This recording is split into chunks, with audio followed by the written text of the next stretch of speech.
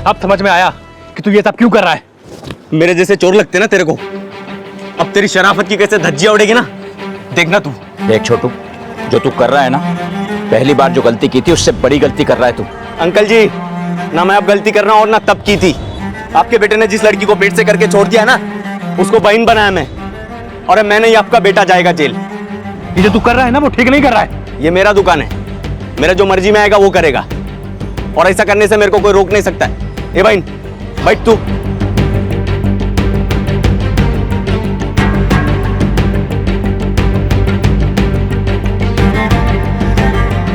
चलो बेटा चल।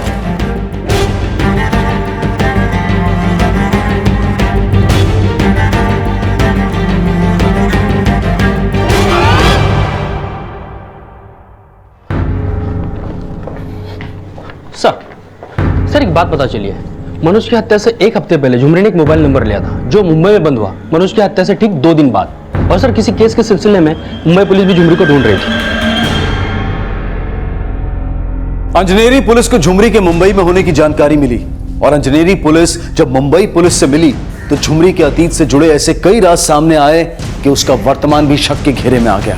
क्या झुमरी का मुंबई में एक और पति है? सच क्या है ये तो झुमरी जानती है, लेकिन झुमरी ने हमसे बताया कि उसने मोहित नाम के एक आदमी से शादी की थी और उसके पेट में मोहित का बच्चा भी है। लेकिन मोहित के घर वाले इस बात को झूठ मानते हैं, और झुमरी ने इस बात की कोई पुलिस कंप्लेंट भी नहीं की थी, इसलिए कोई केस नहीं बना। सर ये लड़की झुमरी है तो बहुत चालाक। हमें शक है कि वो अपने पति मनोज का खून करके भागी थी, और उससे पहले भी उसने किसी संतोष नाम के आदमी के साथ शादी कर रखी थी। चलो चलो। क्या हो मैडम? क्या हो गया मैडम? क्या गल में? कमाल है, इसकी उम्र तकरीबन 18 से 19 साल है और उसने 3-3 शादियां की हैं। सर ये आदिवासी, इनके अपने नियम हैं। कोई भी कितनी भी शादी कर सकता है। जब इसकी शादी संतोष से हुई थी तब इसकी उम्र सिर्फ 15 साल। हमने इसके दूसरे पति मनोज के मर्डर के सिलसिले में इसके पहले पति संतोष से भी बातचीत की है। साहब झुमरी अपना बिरादरी की है, और वो सोचती है कि स्वर्ग से उतर कर आई है। उसको सपने देखने के अलावा कोई काम दाम नहीं है साहब। मेरे से जी भर गया ना तो मनोज के पास चली गई, और उससे जी भर गया तो उसको मारकर किसी तीसरे के पास चली गई होगी। मनोज की हत्या के बाद जब झुमरी फरार हुई तब हमें पता चला कि 8 महीने पहले जब उसने मनोज को छोड़ा था तभी वो प्रेग्नेंट थी। अब वो बच्चा मनोज का है या मोहित का है ये पता लगाना मुश्किल है। लेकिन अगर 8 महीने पहले ही झुमरी ने मनोज को छोड़ दिया था तो 8 महीने बाद आकर उसकी हत्या क्यों करेगी?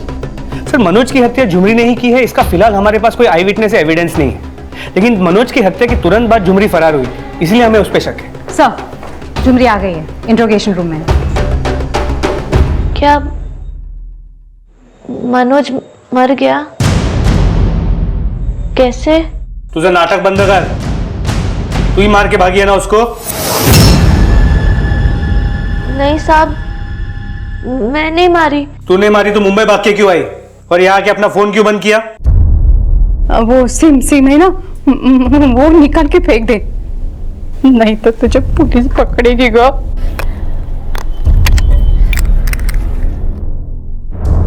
वो मेरा फोन खो गया था। बोलता देखो बोलूस।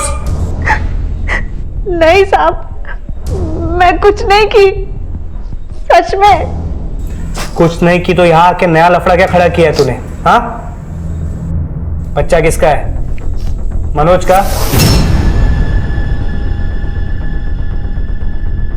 नहीं तो फिर क्या मोहित का? मोहित को फंसा के पैसे हटना चाहती है ना तू? तेरी माँ भी मिली है ना तेरे साथ, वो जानती थी ना तू मुंबई में है। नहीं साहब, आई को कुछ नहीं पता। मोहित जी को तो मैं पति मान ली है।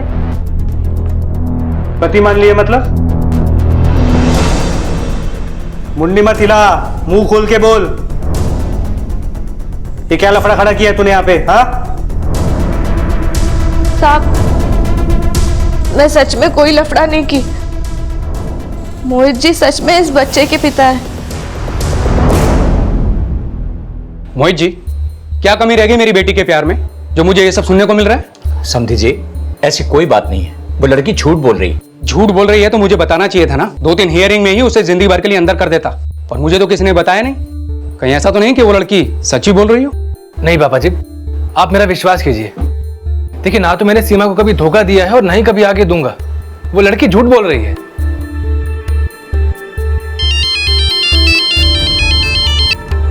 Hello. Mohit Chawla, sub inspector Reema बोल रही हूँ। तुमको पुलिस स्टेशन आना है अभी। सर मैं उस लड़की को नहीं जानता हूँ। अब उसने मर्डर क्यों किया ये मुझे कैसे पता होगा? झुमरी अंजनेरी से मनोज की हत्या के अगले दिन मुंबई आई और वो आई तो सीधा तुम्हारे घर। ये कोई इत्तेफाक नहीं हो सकता। हो सकता है कि तुम झुमरी को भी जानते हो और उसके पति को भी। सर मैं किसी को नहीं जानता हूँ, पर हाँ ये बात सच है कि कुछ टाइम पहले मैं अंजनेरी गया था। डैड आपको याद है मेडिकल कैंप के सिलसिले में मैं एक बार अंजनेरी गया था। सर हो सकता है झुमरी ने मुझे वहां देखा होगा, पर मुझे ऐसा याद नहीं है कि मैं कभी वहां झुमरी से मिला भी होऊंगा। लेकिन सर वो यहाँ किस मकसद से आई है ये मैं समझ नहीं पा रहा हूँ। वो यहाँ तुम्हारी बीवी बनकर आई है। सर मैं ऑलरेडी शादीशुदा हूँ, एक छोटी बच्ची है मेरी। लेकिन कोई औरत किसी भी आदमी को अपने बच्चे का बाप क्यों बोलेगी? सर कोई कुछ भी कहेगा इसका ये मतलब तो नहीं है कि वो सच ही कह रहा है। सर आप खुद ही बताइए कि मैं शादीशुदा होकर किसी और से शादी क्यों करूंगा? आप ही ने कहा कि वो 2 बार शादी कर चुकी है। अब आप उसकी बात को सच्चा मानेंगे या मेरी बात को? प्लीज सर, उस लड़की ने मेरा और मेरे परिवार का जीना मुश्किल कर दिया है। आप समझाइए उसे कि ये सब करना बंद करे वो।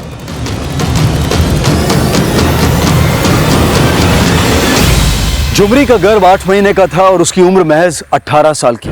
और सबसे ज्यादा चौंका देने वाली बात यह थी कि संतोष और मनोज के बाद झुमरी मोहित को अपना तीसरा पति बता रही थी और वो अपने इस बयान पर भी कायम थी कि मोहित उसके पेट में पल रहे बच्चे का पिता है और उसने अपने दूसरे पति मनोज की हत्या नहीं की है। सबूतों के अभाव में अंजनेरी पुलिस ने मनोज मर्डर केस की सस्पेक्ट झुमरी को मुंबई में रहने की इजाजत तो दे दी, लेकिन वो अब भी शक के घेरे में थी। झुमरी के पेट में पल रहा बच्चा मोहित का था या नहीं, फिलहाल इस बात की पुष्टि डीएनए टेस्ट से नहीं की जा सकती थी और झुमरी मोहित पर केस भी नहीं करना चाहती थी। लेकिन वो मोहित द्वारा खुद सच स्वीकार करने का इंतजार कर रही थी और एक बार फिर से मोहित की हाउसिंग सोसाइटी के बाहर रहने आ गई थी। क्या सच के लिए लड़ने का ये झुमरी का हौसला ही था क्या फिर कुछ और? अरे झुमरी, पुलिस काय के लिए लेके गई थी तेरे को? बैठ ना, बैठ। तू कुछ खाएगी क्या? मैं चाय और चकली लेके आते तेरे लिए। भाई तो बोलता है ना बहन, मोहित और चावला परिवार के खिलाफ है ना, केस कर दो। ऐसे सत्याग्रह करने से कुछ नहीं होने वाला है। नहीं भाऊ, ये मेरे और उनके बीच का मामला है। इसमें पुलिस क्या करेगी? ये ले, तू चाय पी।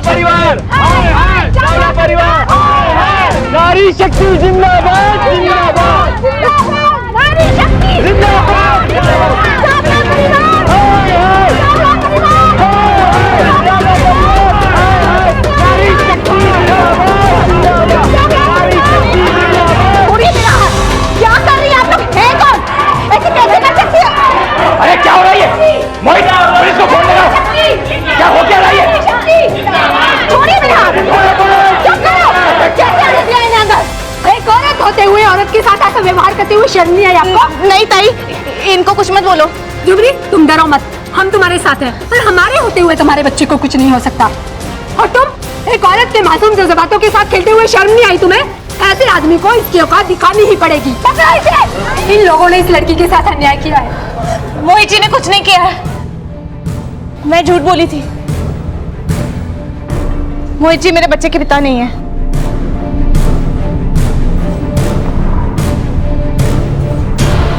देखा ना आप लोगों ने, इस लड़की ने मान लिया कि ये झूठ बोल रही थी। अरे मानहानि का केस करूंगी तुझ पर, मेंटल हरेसमेंट का केस करूंगी। जब से आई परेशान करके रखा इस लड़की ने। ले चलो इसे। नहीं चलो इसे, चलो। पहले पति संतोष और दूसरे पति मनोज के बाद मोहित को अपना तीसरा पति बताने वाली झुमरी अब यह सरेआम स्वीकार कर रही थी कि उसने ना तो मोहित से शादी की थी और ना ही उसके पेट में मोहित का बच्चा है। और अगर यही सच था तो फिर उसने पहले झूठ क्यों बोला था? भले ही इस केस का केंद्र बिंदु झुमरी द्वारा बोला गया सच या झूठ था, लेकिन इस केंद्र बिंदु के इर्द गिर्द ऐसा बहुत कुछ हो रहा था जो कई और अपराध सामने लाने वाला था। ऐसे कई नए चेहरे और थे जो अब तक मुखौटे में थे। इस लड़की के दिमाग में क्या चल रहा है, कुछ भी समझना मुश्किल है सर। लेकिन इतना साफ है कि झुमरी ने अपना बयान तब बदला जब मोहित और उसके परिवार पे लगे आरोप पुख्ता होने लगे थे। मैं झूठ बोली थी। मोहित जी मेरे बच्चे के पिता नहीं है। झुमरी ने अपने सच को झूठ बोला या वो पहले से ही झूठ बोल रही थी, ये पता लगाना भी जरूरी है। सर, बाहर झुमरी के फादर है, आपसे मिलना चाहते हैं। चलो, तुम्हें साहब ने अंदर बुलाया। साहब, झुमरी एक नंबर की झूठी है। हमारे गांव की पुलिस जब झुमरी से मिलकर आई तो उन्होंने हमको झुमरी के बारे में सब बताया कि वो कैसे यहाँ एक इज्जतदार खानदान को बदनाम कर रही है। इसलिए साहब मैं आपसे मिलने को आया। इसका मतलब झुमरी इंजीनियरिंग से मुंबई ये बच्चों वाला झूठ बोलने आई थी, या फिर सच वो है जो इंजीनियरिंग पुलिस को लगता है कि झुमरी अपने पति मनोज का मर्डर करके यहाँ आई?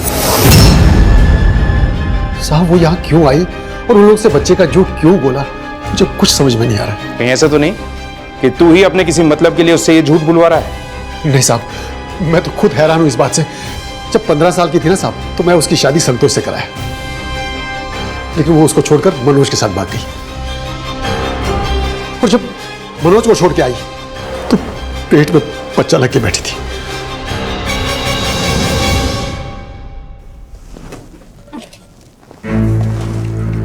झुमरी काय ग, काय झालं?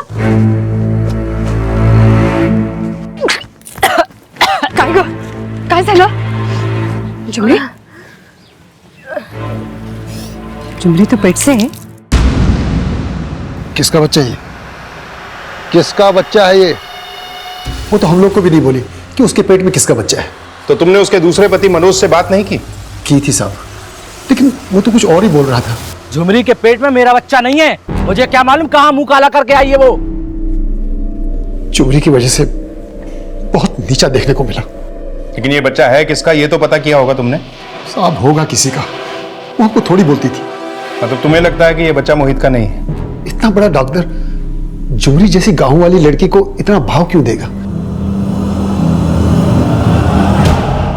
सर, झुमरी का बाप तो खुद झुमरी को ही गलत बोल के चला गया, एक बार भी उसको छोड़ने के लिए नहीं बोला।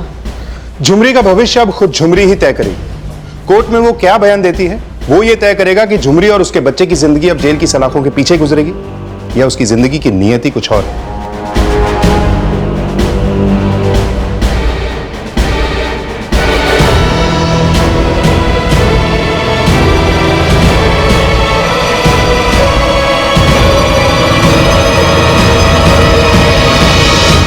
अमरीश जी, आपकी बीवी ने झुमरी पे केस किया और आप झुमरी की जमानत करवा रहे हैं, बात कुछ समझ में नहीं है। सर, मैंने झुमरी की जमानत इंसानियत के नाते करवाई।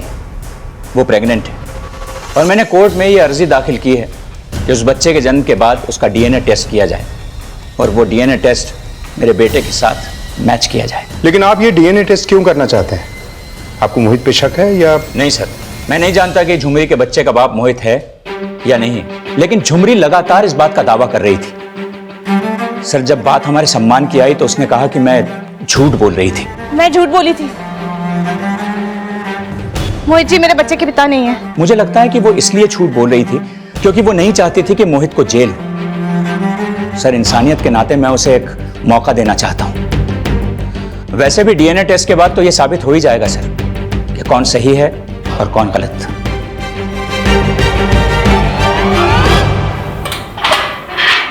चलो, तुम्हारी जमानत हो गई है।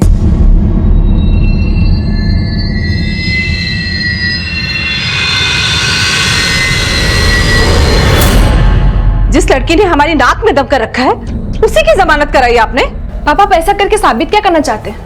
क्या आपको मोहित पर शक है? मैं किसी पर शक नहीं कर रहा हूं। मैंने उसकी जमानत सिर्फ इसलिए करवाई है क्योंकि वो प्रेग्नेंट है। अगर वो चाहती तो एनजीओ वाले हम सबको जेल में डाल देते। ऐसा उसने होने नहीं दिया। पापा, उसने ऐसा इसलिए नहीं होने दिया है क्योंकि वो जानती है उसने झूठ बोला है। वो ये बात कोर्ट में कबूल भी कर चुकी है। अगर वो झूठी ही है तो क्या फर्क पड़ता है वो अंदर रहे बाहर रहे।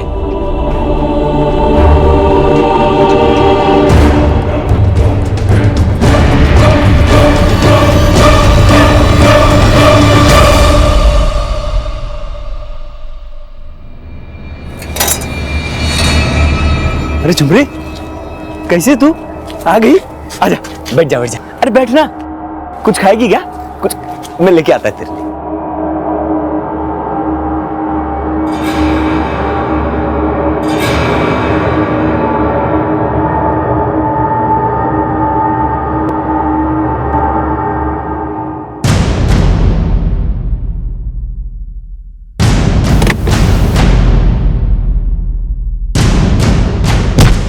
क्या बात है साहब, दोबारा काहे को याद किया? तुमने पैसे लेकर मेरे कहने पर पुलिस को झुमरी के बारे में गलत बताया था, लेकिन अब तुम्हें एक काम और करना होगा। हाँ बोलो ना साहब, क्या काम? पैसे के लिए मैं कुछ भी करेगा। तुम्हें झुमरी को मारना है। कल सुबह का सवेरा झुमरी नहीं देखेगी, तुम आज रात को ही खत्म कर दो उसे।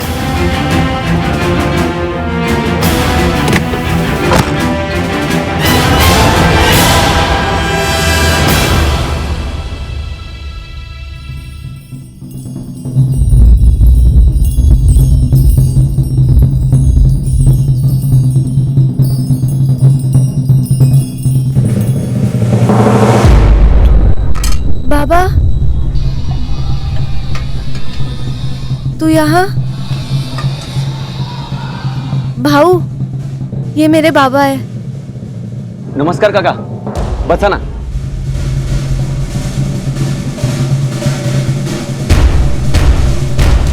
झुमरी, तू गांव का को नहीं आई? चल, मैं तेरे को लेने आया हूँ। सच बाबा? हाँ, तेरे को क्या लगता है मेरे को तेरी परवाह नहीं है? बाप हूं मैं तेरा, लेकिन तू बस आई आई करती रहती है।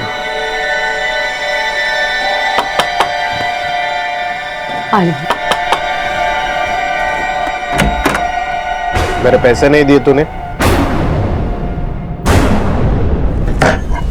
भाऊ, 2 दिन से मुझे मजदूरी नहीं मिली है, मैं थोड़े दिन में आपको पैसे दूंगी। कल दे देना, मैं तो पुलिस को बता दूंगा मनोज को किसने मारा है। नको नको भाऊ, ऐसा नका करो, मैंने बोला ना, मैं दे देगी पैसा।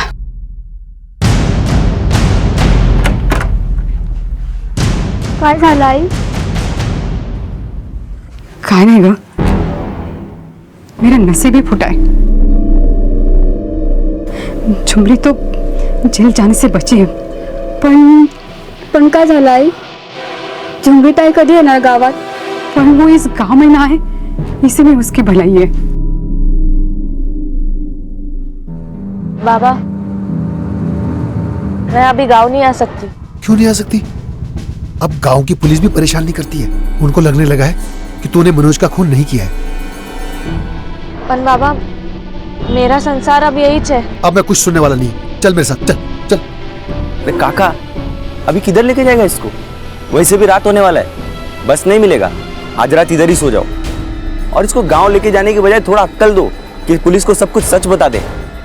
ये मोहित है ना, जिंदगी बर्बाद कर दिया इसकी। नहीं भाऊ, मोहित जी नहीं, मैं ही उनका जिंदगी खराब की। मैं ही दाग है उनका जिंदगी का। ये क्या बोल रही तू? पापा, दादाजी ने बोला है जब तुमका बर्थडे आएगा तो मैं तुमको गुरुद्वारे लेकर जाऊंगा। आप भी चलोगे ना पापा? बेटा, आपके पापा ना गुरुद्वारे कम ही जाते हैं। क्यों पापा? क्योंकि आपके पापा मानते हैं कि भगवान ना हम सब में होता है, और बच्चे तो भगवान की मूर्त होते हैं, जैसे आप। अब चलो पापा, चलो चलो चलो चलो, सोने का टाइम हो गया। मोहित जी, हमारा बच्चा। मोहित, मोहित, क्या हुआ? तुम बहुत परेशान लग रहे हो। नहीं, वो थोड़ा सर में दर्द हो रहा है, मैं मेडिसिन ले लेता हूँ। मोहित, चाय।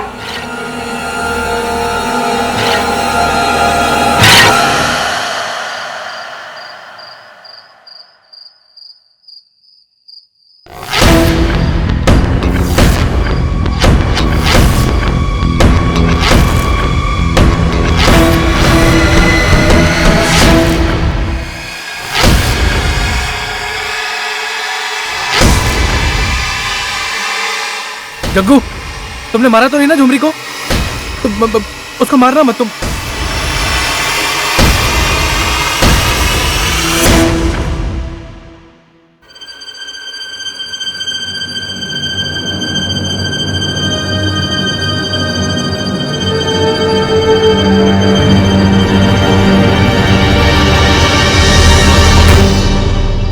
झुमरी, मैं जानता हूँ कि मैंने जो तुम्हारे साथ किया है वो ठीक नहीं किया है,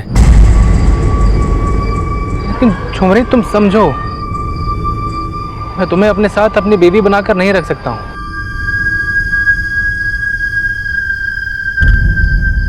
झुमरी, हमारे बीच जो कुछ भी हुआ है ना, वो मेरी भूल थी। मोहित जी, हमारा बच्चा। मैं नहीं जानता ऐसे। कौन हो तुम? चलो निकलो बाहर, चलो निकलो।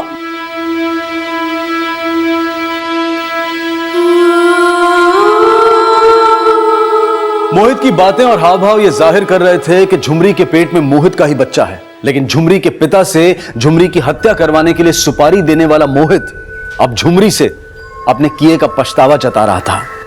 फिलहाल पुलिस इन बातों से अनजान थी और उन्हें अचानक मोहित के गायब हो जाने की सूचना मिली। सर मोहित का कुछ पता नहीं चल रहा है सर। कल डिस्पेंसरी के लिए निकला था और वो वापस नहीं आया, उसका फोन भी बंद है सर। क्या मोहित गायब है? मोहित कभी ऐसा नहीं करता, कभी अपना फोन ऐसे नहीं बंद करता। कुछ तो हुआ है सर। आप लोग जाइए, हम पता लगाने की कोशिश करते हैं कि वो कहाँ हो सकता है। प्लीज कुछ कीजिए। सर कहीं ऐसा तो नहीं कि मोहित इसलिए गायब हो गया क्योंकि उसको डर था कि अगर झुमरी का डीएनए हुआ तो वो फंस जाएगा? हो सकता है। मोहित के फोन की लास्ट लोकेशन पता करो, उसकी डिस्पेंसरी में भी पूछताछ करो, कितने बजे आया, कब निकला, किसके साथ निकला, सब डिटेल्स निकलवाओ। सर मैडम, डॉक्टर मोहित सुबह 10 बजे आ गए थे और शाम को 6:30 बजे तक चले गए थे। कैसे गए थे? मैम वो अपनी कार से ही आते जाते हैं।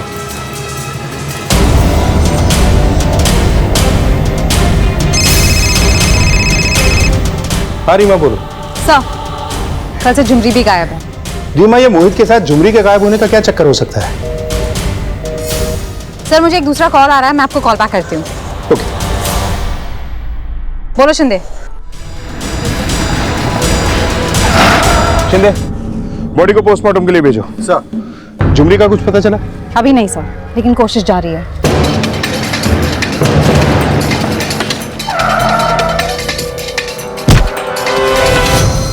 झुमरी कहाँ है? मेरे को नहीं मालूम मैडम। चेक करो आसपास। मैं तो रात को चला गया था। कहाँ चला गया? अपनी खोली पे। मैं उधर ही सोता रात में। मैं सोचा बेचारी अकेली, उसको जगा दिया। सुबह में आके देखा तो इधर मिली नहीं। उसका सामान भी इधर ही है मैडम।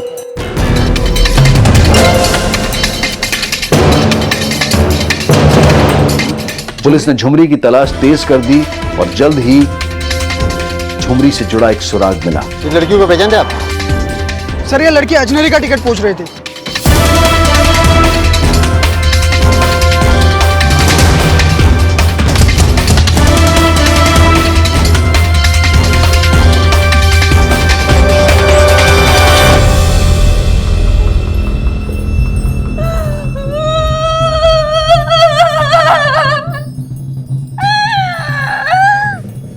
नाटक बंद करिए।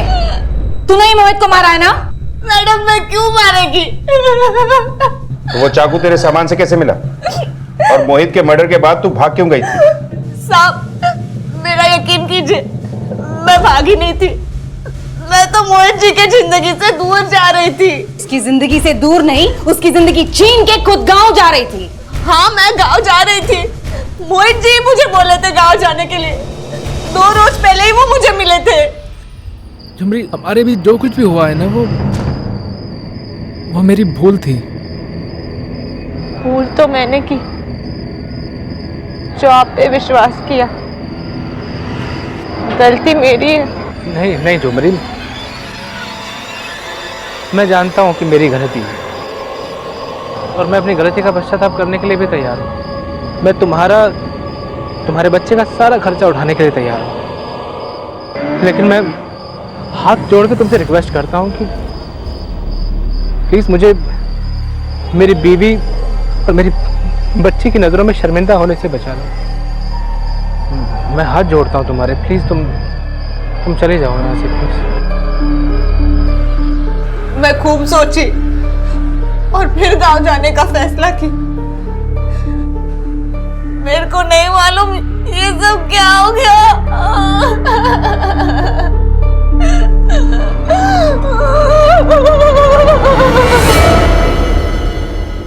कहा था ना मैंने, उस लड़की की जमानत मत करवा। अपने बच्चे के लिए तो हमें परेशान कर रही थी, और उसने क्या किया, हमसे हमारा बच्चा ही छीन लिया।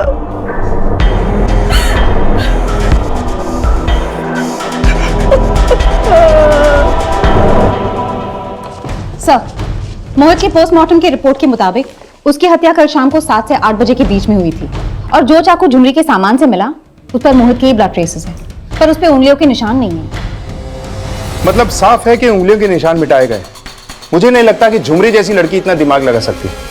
हो सकता है कि किसी और ने मोहित का खून किया और चाकू झुमरी के सामान में रख दिया ताकि झुमरी को फंसाया जा सके। हो सकता है सर। सर, मैंने मोहित के कॉल रिकॉर्ड भी चेक किए। उसके मुताबिक कल शाम को 4 बजे आखिरी कॉल उसकी बीवी सीमा ने किया था। ठीक है, सीमा को बुलाओ। और रीमा? सर, मैंने मोहित के कॉल रिकॉर्ड भी चेक किए। उसके मुताबिक कल शाम को 4 बजे आखिरी कॉल उसकी बीवी सीमा ने किया था। ठीक है, सीमा को बुलाओ। सर, जब से झुमरी आई, मोहित स्ट्रेस में अपने खाने पीने का बिल्कुल ध्यान नहीं रखते थे। बस मोहित से यही पूछने के लिए उन्होंने खाना खाया नहीं खाया, मैंने उन्हें फोन किया था। अच्छा, मोहित ने तुम्हें बताया था कि वो कहाँ जाने वाला है, किससे मिलने वाला है? तो कुछ भी ऐसा जो तुम्हें अजीब लगा हो? सर, वो बहुत परेशान थे। किस बात से परेशान थे? सर, मैंने अभी आपको बताया ना, उनकी परेशानी की वजह सिर्फ झुमरी थी। और सर, मुझे तो लगता है कि उस झुमरी ने ही उनके साथ कुछ किया होगा। लेकिन ऐसा भी तो हो सकता है कि झुमरी को फंसाने के लिए किसी और ने मोहित को मारा हो। तुम्हें शक है किसी पे? हाँ सर, वो चाय वाला छोटू सर, वो भी मोहित से चिढ़ता था। और सर, मुझे तो लगता है कि मोहित को नीचा दिखाने के लिए उसने ही जानबूझकर झुमरी को अपनी टपरी पर रखा था। ये छोटू क्यों चिढ़ता था मोहित से? सर, वो एक्चुअली 6 साल पहले मोहित के बयान की वजह से छोटू पॉकेट मारने के जुर्म में जेल गया था। और हाँ सर, उस दिन वो एनजीओ वालों को भी छोटू ने बुलाया था झुमरी के लिए।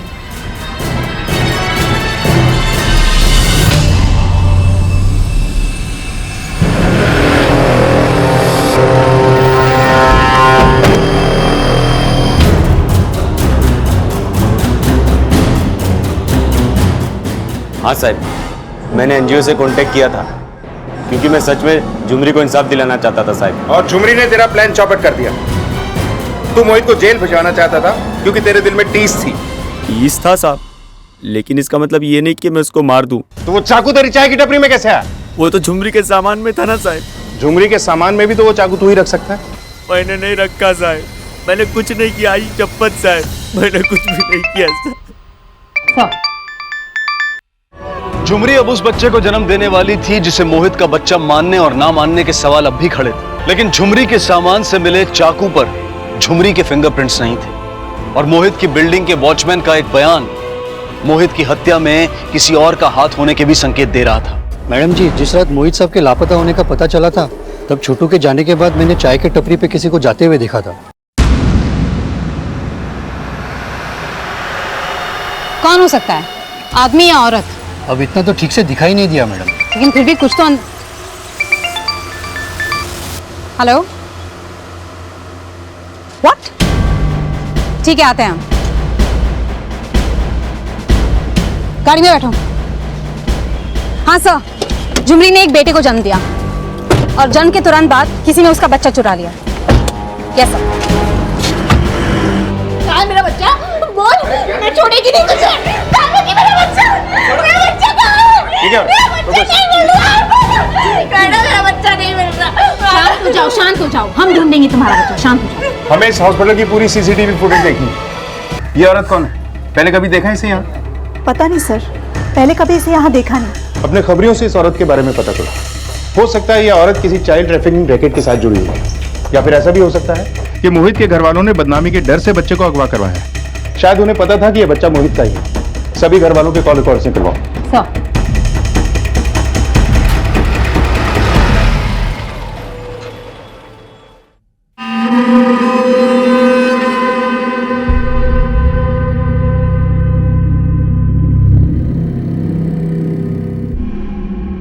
झुमरी, आई झुमरी, मधुपुर, सर,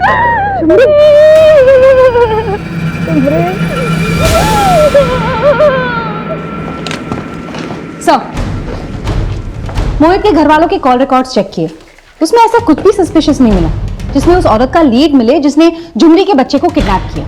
और सर, मोहित के बिल्डिंग के सीसीटीवी के रेंज में चाय की टपरी नहीं आती, तो इसलिए वॉचमैन के बयान के मुताबिक उस रात वहां कौन गया था ये भी क्लू नहीं मिला।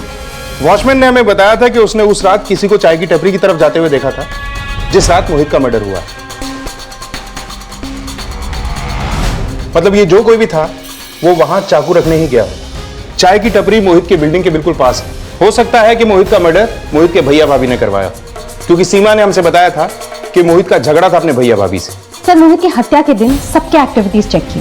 हत्या के दौरान मोहित के भैया और भाभी अंधेरी में थे और उसके पेरेंट्स और उसकी वाइफ फोन की लोकेशन के मुताबिक उसी लोकेलिटी में थे। जहां मोहित की लाश मिली वो जगह इसकी लोकेलिटी के बिल्कुल करीब है। बुला के लाओ सबको, एक बार फिर से पूछताछ करते हैं सबसे। सर, जिस रात मोहित का मर्डर हुआ उस रात तो हम दोनों दोस्त की शादी में अंधेरी गए थे। आप पता कर सकते हैं किसी से भी। सर, उस रात हम तीनों लोग गुरुद्वारे में थे सर। लौट कर आए तो पता चला कि मोहित घर लौटा ही नहीं है। और फिर सर, बोल रही हूँ आपसे, झुमरी नहीं मारा मेरे बेटे को। जब से आई हमारा सुख चैन सब छिन गया है और उसी ने अपने बेटे को भी गायब कराया ताकि उसका झूठ ना पकड़ा जाए। सर, इनके मुताबिक मोहित की हत्या ही नहीं बल्कि झुमरी के बच्चे की किडनैपिंग में भी खुद झुमरी का ही हाथ है। इन सब की एलिबाई चेक करो। और वो चाकू कहां से खरीदा गया था, कुछ पता चला? सर, फिलहाल तो कोई क्लू नहीं है, लेकिन कोशिश जारी है।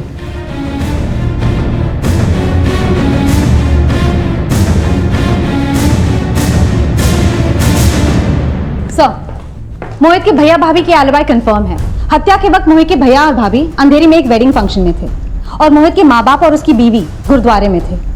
सर, मोहित की बीवी सीमा वहां से 6 बजे निकली, लेकिन मोहित के माँ बाप वहां से 7 बजे निकले। बोलो रानी। साहब, वो औरत की पहचान पता चल गई जिसने हॉस्पिटल से बच्चा चुराया था। कौन है वो? सब सुनने में आया है वो बच्चा चुरा के भीख मांगने वाले गिरोह में भेज देती और 2 दिन से अंडरग्राउंड भी है। पता लगाओ कि अब कहाँ हो सकती है वो। कहाँ है रे तू? कहाँ निकल? अच्छा, ठीक है।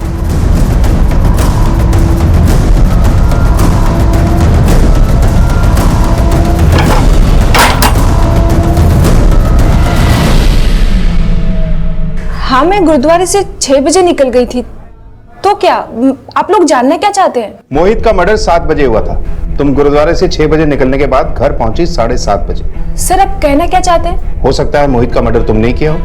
मोहित का मर्डर मैं क्यों करूंगी? क्योंकि तुम्हें लगता था कि झुमरी के पेट में मोहित का बच्चा है, इसलिए पहले तुमने मोहित को मारा, उसके बाद बच्चा चुरा लिया, ताकि ये प्रूव ना हो सके कि झुमरी के पेट में मोहित का बच्चा है और तुम पे शक भी ना जाए। आप लोग कुछ भी सोच रहे हैं। मैं गुरुद्वारे से निकल के सीधा 6 बजे मार्केट गई थी। सब्जी और किचन का सामान खरीदने में 1.5 घंटा तो लगेगा ही ना। और आप लोग सोच रहे हैं कि उस 1.5 घंटे में मैंने अपने पति मोहित का मर्डर कर दिया। आप लोग गलत सोच रहे हैं। मुझे अपने पति मोहित पे यकीन था, भरोसा था कि वो मुझे कभी धोखा नहीं दे सकते। वो बच्चा उसका नहीं था।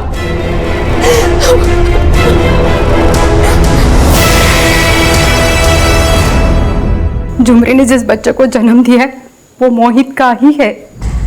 लेकिन झुमरी के बाप का तो कुछ और ही कहना है। झुमरी का बाप जो चाहे कहे, पर मैं सब सच जानती हूँ। वो बच्चा मोहित का ही है। साहब, मोहित ने झुमरी को झूठे सपने दिखाकर पेट से किया और वो शहर भाग गया। लेकिन झुमरी तो अब शादीशुदा थी। शादीशुदा ही नहीं, उसने 2 शादियां की थी। हो साहब, उसने 2 लगन किए। उसका पहला पति संतोष, उसने उसे खुश नहीं रखा, और दूसरा पति मनोज, उसने भी उसे खुश नहीं रखा। लेकिन झुमरी पर तो मनोज की हत्या का आरोप है। क्या पता मोहित की हत्या भी झुमरी ने की हो। नहीं साहब, ऐसा नहीं हो सकत। मेरी झुमरी किसी की हत्या नहीं कर सकती साहब। साहब, तुम जो पाया करते साहब, उस बच्चे को ढूंढ निकालिए। मेरी झुमरी का बुरा हाल हुआ है उस बच्चे के वास्ते। मेरी झुमरी रो रो के मर रही है साहब। बच्चे को ढूंढ निकाले साहब। झुमरी, हमारे भी जो कुछ भी हुआ है ना, वो मेरी भूल थी।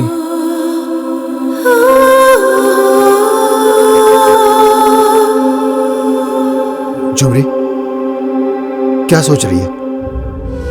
मैं जानता हूं उस रात जो मैं करने जा रहा था ना, वो ठीक नहीं था, लेकिन तुम पुलिस को मत बताना, और मैं भी तुम्हारा और तुम्हारी आई का राज किसी को नहीं बताएगा।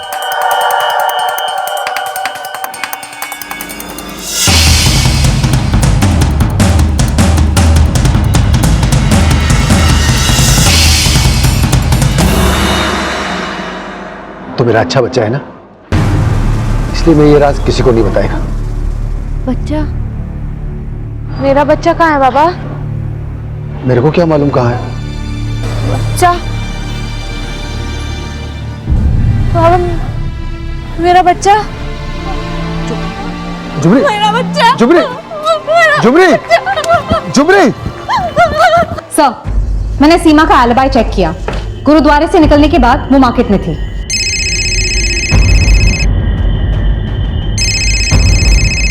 बोल रहा है साहब, जिस औरत ने हॉस्पिटल से बच्चा चुराया था उसके हाइडआउट का पता चला है।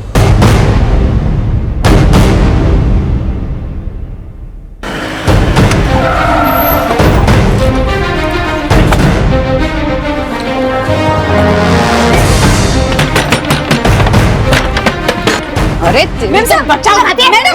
मैंने क्या किया? झुमरी का बच्चा चुराने वाली औरत को जल्द ही गिरफ्तार कर लिया गया, लेकिन उसके बयान से इस केस में एक नया मोड़ आया। साहब, मैं उस बच्चे को हॉस्पिटल से बेचने के लिए उठाई थी, लेकिन उस बच्चे को उठाने के लिए मेरे को सुपारी भी मिला था। सुपारी किसने दी? क्या मैंने सुपारी दी? ये आप क्या बोल रहे हैं सर? मैंने किसी को कोई बच्चा उठाने की सुपारी नहीं दी है। वो औरत बिल्कुल झूठ बोल रही है। हम उसे तबीयत से तोड़ चुके हैं, वो आपका ही नाम ले रही है। उसने कहा और आपने मान लिया, और आपके पास कोई सबूत है कि मैंने उसे बच्चा उठाने के लिए बोला? सर, ये लॉयर है, कानूनी दांवपेच जानता है, इसलिए उस बच्चा चोरी करने वाले औरत के उसका नाम लेने के बावजूद वो क्राइम नहीं कन्फेस कर रहा है। किसने क्या कांड किया है ये समझने से पहले ये जानना जरूरी है कि झुमरी का बच्चा मोहित का है या नहीं। पहले बच्चे का डीएनए मोहित से मैच करवाओ। साहब, साहब, झुमरी नहीं मिल रही। झुमरी नहीं मिली? मत भगा दिया क्या उसको? वो मेरी बेटी है, मैं उसको क्यों भगाऊंगी? सर, मुझे लगता है उसका पहला पति संतोष, उसने उसको भगाया होगा। संतोष ने भगाया होगा? लेकिन संतोष क्यों लेके जाएगा झुमरी को? साहब, वो सुबह आया था झुमरी से मिलने और उसे जबरदस्ती लेके जा रहा था। मुझे लगता है कि उसी ने झुमरी को उठाया होगा। हाँ। सर 1 घंटे पहले मीरा रोड में किडनैपिंग हुई थी और आई विटनेस ने झुमरी को पहचाना है, और जिस कार में झुमरी की किडनैपिंग हुई आई विटनेस ने उस कार के नंबर का फोटो भी निकाला है। ये देखिए सर, ये तो नासिक की गाड़ी का नंबर है, और अंजनेरी भी नासिक में है। अंजनेरी पुलिस को इस गाड़ी का नंबर भेजो और संतोष को उठाने के लिए बोलो। हो सकता है झुमरी को किडनैप करने में संतोष का ही हाथ है। सर,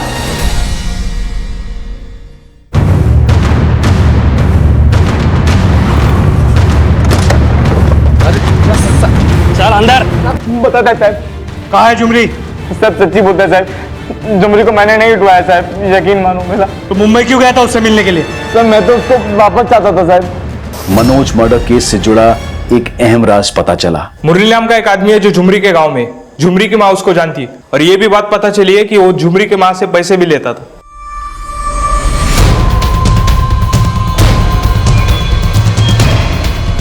पुलिस ने जब मुरली को अरेस्ट किया तो उसके द्वारा कमला को ब्लैकमेल करने का असल राज सामने आया। साहब, झुमरी के माँ ने मनोज को मारा था, मैं देखा था साहब, और मैं पुलिस के सामने मुंह नहीं खोलूं इसलिए वो मेरे को पैसे दे रही थी।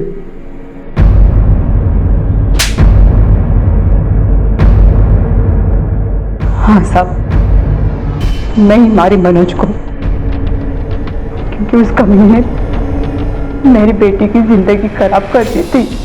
और ऐसे ही तूने मोहित को मारा होगा क्योंकि तुझे लगा वो भी तेरी बेटी की जिंदगी खराब कर रहा है।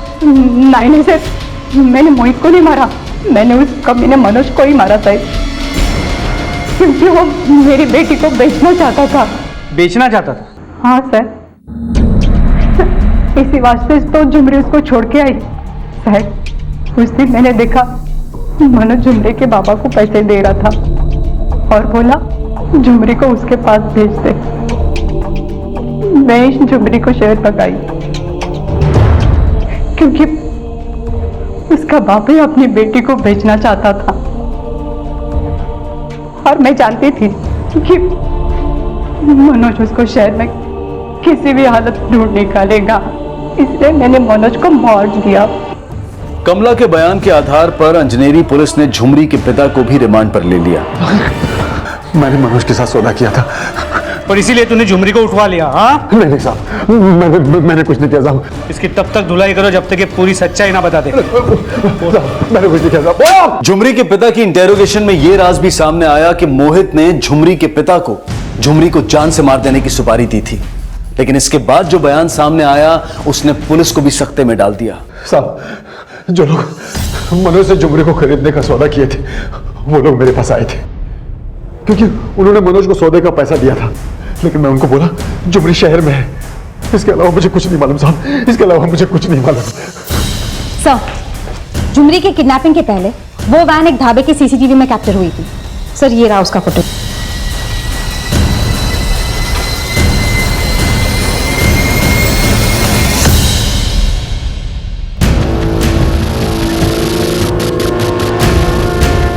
तुरंत इनका फोटो अंजनेरी पुलिस को भेजो और झुमरी के बाप से इन्हें आइडेंटिफाई कराने के लिए बोलो। Yes sir. सर,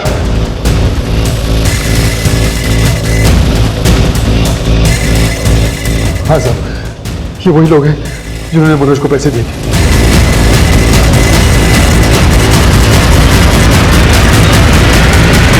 झुमरी के दूसरे पति मनोज ने गर्भवती झुमरी को देह व्यापार के लिए बेच दिया था और यह इस केस का एक चौंका देने वाला एंगल था। वहीं दूसरी तरफ मनोज की शय पर झुमरी के पिता ने जो किया उसका असर यह था कि झुमरी की किडनैपिंग देह व्यापार से जुड़े उन्हीं दलालों द्वारा की गई थी जो मनोज को गर्भवती झुमरी की कीमत अदा कर चुके थे। हालांकि झुमरी के बच्चे को सही सलामत बचा लिया गया था, लेकिन झुमरी को बचाने के लिए अंजनेरी पुलिस और मुंबई पुलिस मिलकर उन किडनैपर्स को ट्रेस करने की कोशिश कर रही थी कि झुमरी ने जिस बच्चे को जन्म दिया था वो मोहित का ही था। और जल्द ही पुलिस को उस चाकू के खरीदार का भी पता चला जिसके द्वारा मोहित की हत्या की गई थी।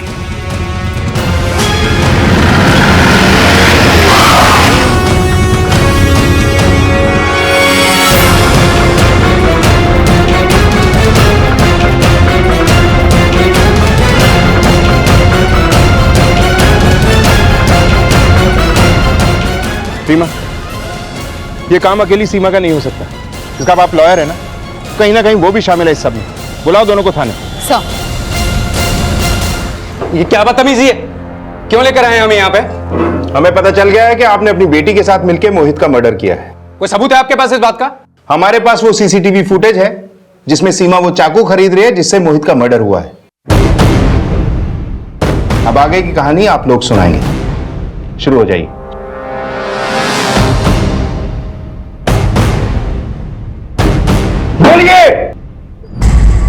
नहीं झुमरी, मैं जानता हूं कि मेरी गलती है और मैं अपनी गलती का पश्चाताप करने के लिए भी तैयार हूं। मैं तुम्हारे बच्चे का सारा खर्चा उठाने के लिए तैयार हूं। मोहित से मैंने बेइंतहा प्यार किया। हम दोनों एक ही मेडिकल कॉलेज में पढ़ते थे। मैं भी डॉक्टर हूं, लेकिन मैंने उसके लिए अपना प्रोफेशन छोड़ दिया, उसके लिए हाउसवाइफ बन गई। लेकिन उसने मुझे धोखा दिया। मुझसे शादी करने के बावजूद भी उस लड़की के साथ उसने रिलेशंस बनाए। तभी मैंने सोच लिया था कि मैं उसे छोड़ूंगी नहीं। पापा मेरे साथ थे और मैंने पापा के साथ मिलकर उसे खत्म करने का प्लान बनाया।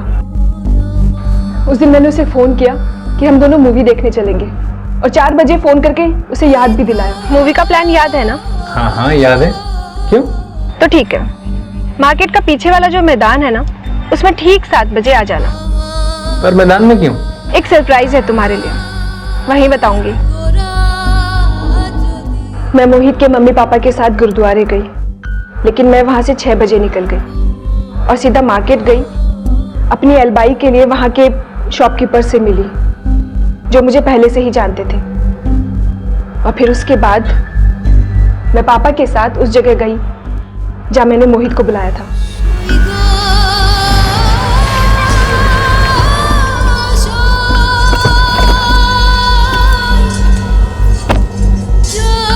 ईमान, पापा के साथ? कहा था ना एक सरप्राइज है तुम्हारे लिए। आप पेशे से एक वकील, जनता विश्वास करती है आप पर। जब आप जैसे लोग ही कानून के साथ खिलवाड़ करेंगे तो जनता को क्या सीख मिलेगी? आप जैसे लोग धब्बा हैं अपने डिपार्टमेंट पे भी और इस समाज पे भी।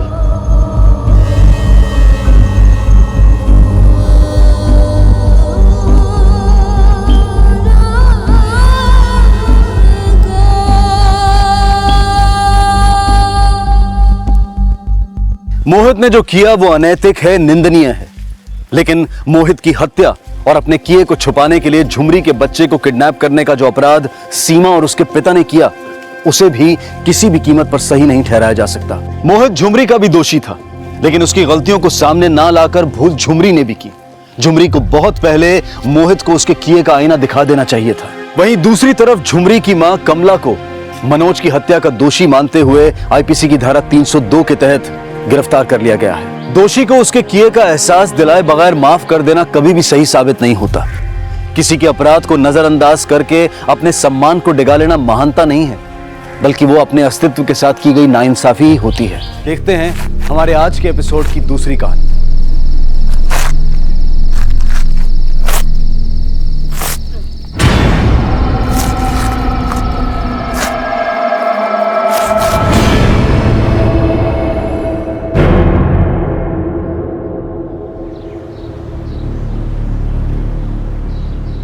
रीना, अभी तो हुआ नहीं काम। बस हो जाएगा 5 मिनट में। तू हर रोज स्कूल का कपड़ा क्यों पहन के आती है? तू स्कूल जाती है? नहीं मैडम, स्कूल तो आई ने 2 साल पहले ही छुड़वा दी। बोली कि मैं स्कूल जाऊंगी तो भाव नहीं पढ़ पाएगा, और भाव नहीं पढ़ पाएगा तो वो बड़ा जॉब नहीं कर पाएगा, फिर पैसा कहाँ से आएगा? हम लोग गरीब है ना।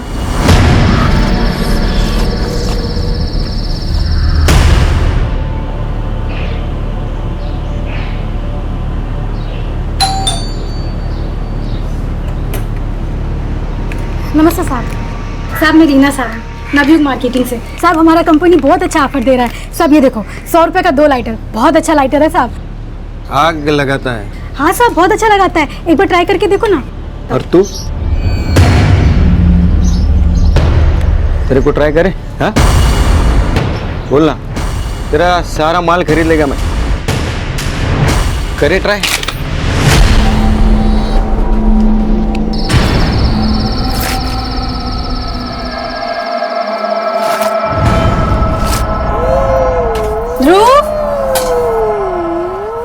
चल बेटा आजा खाना खाने। आई, मैं ये नहीं खाऊंगा। पिंकी भी पिज्जा खाती है, मैं भी खाऊंगा अभी। बेटा अभी दाल चावल खा ले, उसके बाद तेरी आई का प्रॉमिस, ध्रुव जो बोलेगा आई सब लाके देगी। पक्का? एकदम पक्का। ठीक है, चला कर।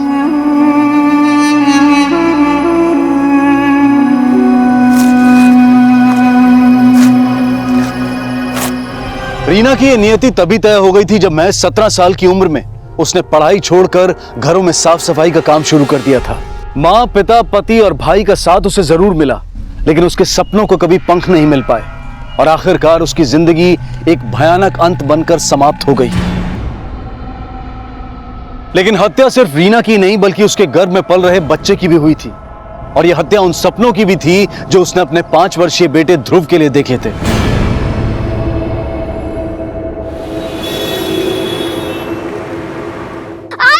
चुप कर, रड़ू लकोस। आई! चुप। आई! गप्पा बोला ना, चुप कर, चुप हो जाएगा। रोएगा ना तो भूत आएगा, समझा? चुप, गप्पा बस एकदम।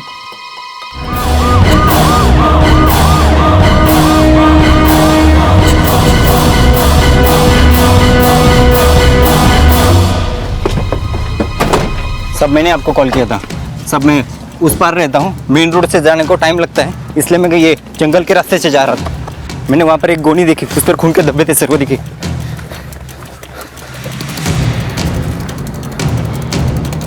कांस्टेबल खोलो इसे। बहुत ही ब्रूटल मर्डर है सर।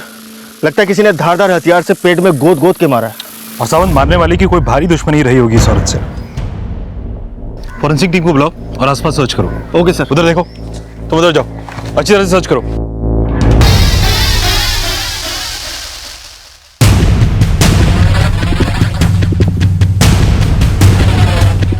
सर ये देखिए खून के निशान। इसका मतलब पहले कोई बॉडी को गोनी में भरकर यहाँ लाया और उसके बाद गोनी को खींचकर वहां डंप कर दिया। यहाँ पर और बॉडी पर जो खून है वो काफी फ्रेश है। शायद मर्डर कल रात को हुआ है, जिसके बाद बॉडी को एक व्हीकल में लाकर यहाँ पर डंप कर दिया गया। यहाँ पर आने वाले रास्तों पर पूछताछ करो, हो सकता है कि कोई लीड मिले। Okay sir. सर इस औरत के पास से ऐसा कुछ नहीं मिला जिससे इसकी पहचान हो सके। इसको मारने वाला इतना शाड़ा तो होगा कि इसके पास ऐसी कोई चीज ना छोड़े जिससे इसकी पहचान हो सके, मगर हो सकता है कि औरत आसपास की हो।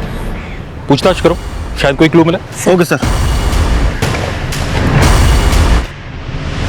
पुलिस के लिए रीना फिलहाल एक अज्ञात लाश थी और पुलिस उसकी पहचान पता करने के लिए हर संभव प्रयास कर रही थी। 3 दिन बीत चुके थे लेकिन रीना की पहचान की कोई लीड नहीं मिली थी।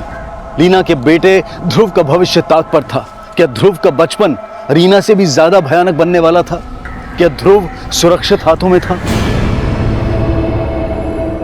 देख, यहाँ बिल्कुल शांति से रहना और कोई किचकिच नहीं, समझा?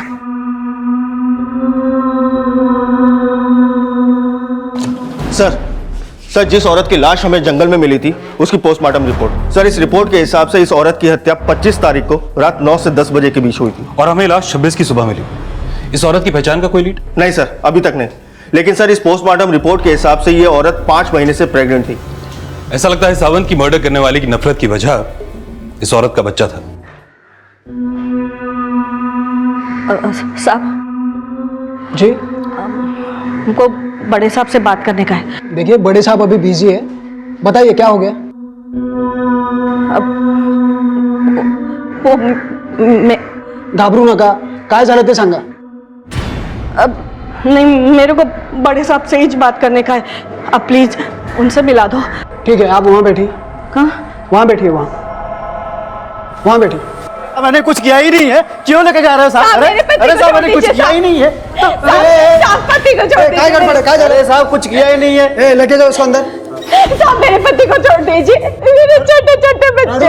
रड़ू नका, उसने कुछ किया नहीं तो कुछ नहीं होगा। चलिए जाइए, वहाँ पे बैठिए आप। मौसी बसा दीजिए, बैठिए बैठिए जाके बैठिए।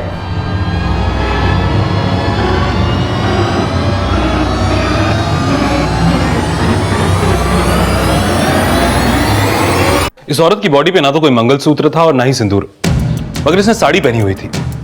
अगर ये औरत हिंदू है तो मामला किसी इलेजिटिमेट रिलेशनशिप का हो सकता है या फिर शायद ऑनर किलिंग का। सर एक औरत आई है और आपसे मिलना चाहती है। कौन है वो? सर टीका बोलनी नहीं, बस कह रही है कि साहब से ही बात करेंगे। ठीक है, बुलाओ उसे।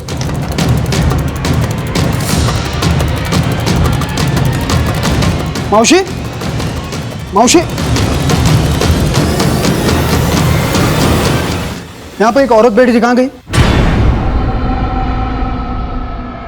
सर यही तो बैठी थी, उसके साथ एक बच्चा भी था। कह रही थी कि बड़े साहब से मिलना है, बड़े साहब से मिलना है, लेकिन पता नहीं आपको मिले बिना क्यों निकल गई। हो सकता है कि पहले भी किसी केस के सिलसिले में यहाँ पर आई हो। सर मैंने तो इसे पहले कभी यहाँ नहीं देखा। तुम एक काम, एक्सक्यूज मी सर, कुछ और भी बोला उसने? हाँ पाटिल बोला। सर खाना मार्केट में एक पानीपुरी वाला मिला है, उसने उस औरत की फोटो को आइडेंटिफाई किया है जिसकी लाश पनवेल जंगल में मिली थी। वो औरत अक्सर उसके ठेले पे पानीपुरी खाने आती थी। भैया पुराना वाला तीखा नहीं था, अभी तीखा दे बना। आई तीखा खाने के बाद जलेबी खाएगी? हाँ हाँ, जलेबी भी खाएगी और फिर कुल्फी भी चाटेगी, हो ना? क्या आई, मैं थोड़ी मांग रही हूँ, ये मांग रही।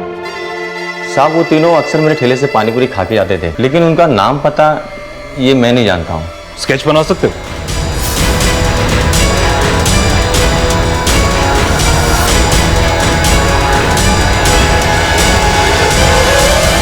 हाँ साहब यही है। दिखाओ। सर ये तो वही औरत है जो पुलिस स्टेशन में आपको मिलने के लिए आई थी और बाद में किसी को भी बिना बताए चली गई। हॉल का सीसीटीवी फुटेज निकालो। जी सर।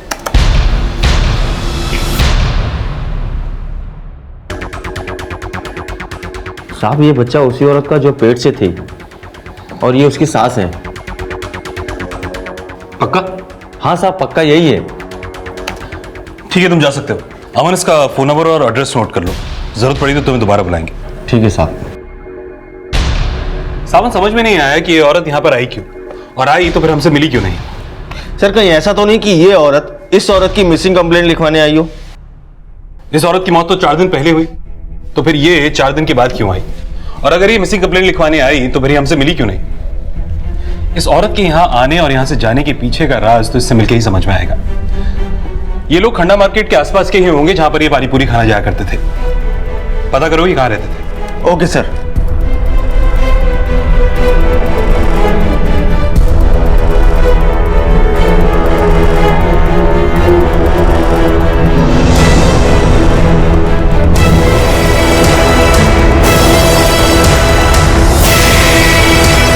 पुलिस ने जल्द ही उस जगह का पता लगा लिया जहां रीमा अपने बेटे ध्रुव के साथ रह रही थी। सब इस बंगले का मालिक कपूर सेठ है, सेंटा क्रूज में कहीं रहते हैं। वो क्या है ना साहब, मैं सामने वाले बंगलों का वॉचमैन हूँ ना, तो उनको कई बार आते जाते देखा है साहब। और ये औरत और उसकी माँ और उसका बेटा पिछले 1 महीने से इस बंगले में रहते हैं साहब। वो फंटूस बता रहा था कि कपूर सेठ ने बोला है उनको यहाँ पे रहने के लिए। फंटूस कौन है? साहब वो इस बंगले का माली, चौकीदार सब है साहब। कपूर सेठ का खास है साहब। लेकिन पिछले कई दिनों से साहब ये चारों यहाँ से गायब है और यहाँ पे ताला भी लगा है साहब। इनमें से किसी का नंबर है तुम्हारे पास? सब मेरे पास फंटूस का नंबर है। तो 989। इस औरत, इसकी माँ और इसका बेटा, इनके नाम जानते हो तो?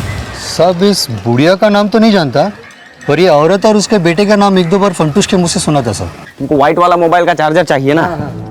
लाता है। रीना, ये तुम्हारा सब्जी, ये लो। बड़ा जल्दी आ गया। आज हमको पत्ता गोभी का सब्जी खिलाओ ना। हाँ बिल्कुल, पत्ता गोभी तो ध्रुव भी बहुत शौक से खाता है। ए फंटूस, ये क्या है ना, रोज घास फूस लेके आ जाता है। कभी कभी तो मटन मच्छी लाया कर। सब रीना की माँ थोड़ी खड़ूस थी, फंटूस उसको ज्यादा पसंद नहीं करता था। लेकिन जब से वो लोग यहाँ पे आए हैं, फंटूस की तो मौज होगी साहब। पहले खुद पकाता था, अब पका पकाया मिल रहा था सब। Sir thank you. सर इस फंटूस का फोन तो स्विच ऑफ जा रहा है। इस फंटूस के कॉल रिकॉर्ड चेक करो, हो सकता है कि वही ये कांड करके भागा हो। और ये कपूर, इसके सेंटा क्रूज के घर का एड्रेस पता करो और एक टीम को बोलो कि रीना की माँ और उसके बेटे ध्रुव, इनका पता लगाए।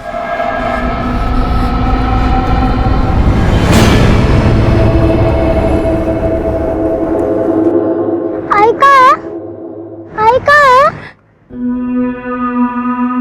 चल तो।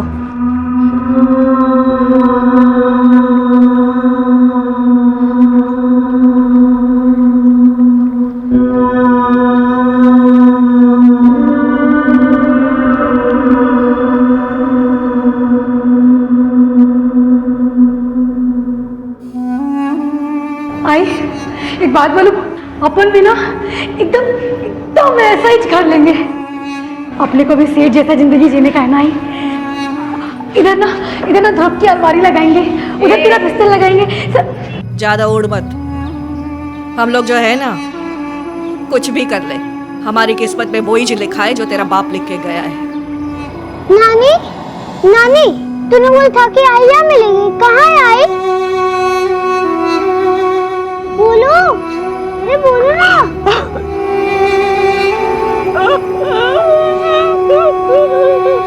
बोलो ना। बोलो बाप, मैंने तुझसे तेरी आई छीन ली। छीन ली? कहाँ है मेरी आई? बोलो, बोलो ना। बोलो, बोलो। सविता रीना की वो विधवा मां थी जिसका हाथ बटाने के लिए रीना ने 13 साल की उम्र में घरों में बर्तन मांजना शुरू कर दिया था।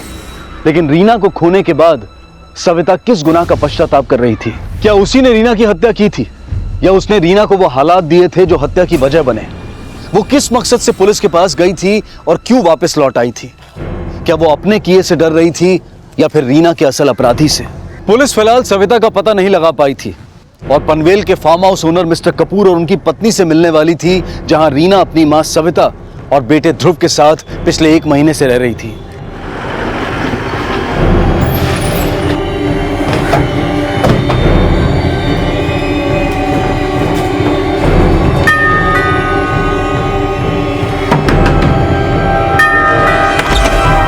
कपूर साहब घर पर है?